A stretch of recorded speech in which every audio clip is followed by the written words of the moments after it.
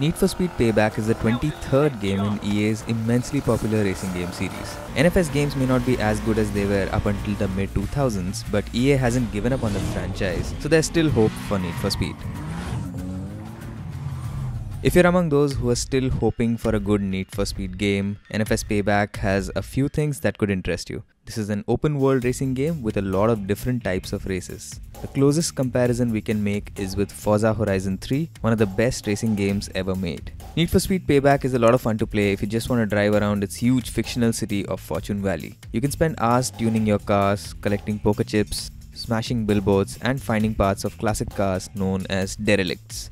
From a racing point of view, Need for Speed Payback has a pretty good arcade racing experience to offer. It has lots of cars and race types, so you could spend a couple of hours off-roading and then return to a Roadrunner event where your goal is to evade cops. Escaping the police could have been a lot better because the game makes you follow checkpoints to escape cops, and that feels scripted.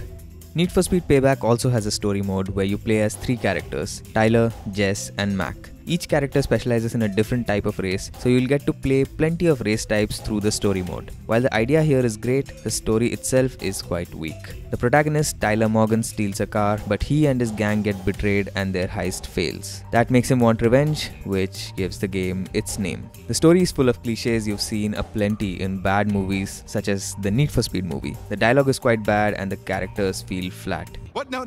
This has everything to do with you. Everything. At least the single player campaign doesn't require an internet connection and the races are a lot of fun, so the game doesn't turn into a complete chore.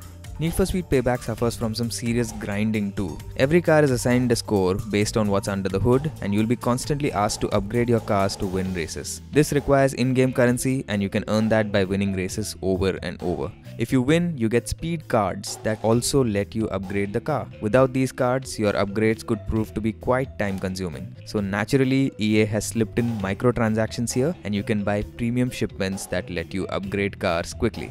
There is a lot to do in Need for Speed Payback, but we feel that the game could have been a lot better. Games such as Forza Motorsport 7 and Gran Turismo Sport have shown us how good racing games can look, and visually NFS Payback is nowhere near those games. Similarly, Forza Horizon 3, which released last year, is a much more polished open-world racing game, even if it doesn't have a proper story mode. That is why we feel that NFS Payback is a decent game held back by its weak story, grinding, and microtransactions.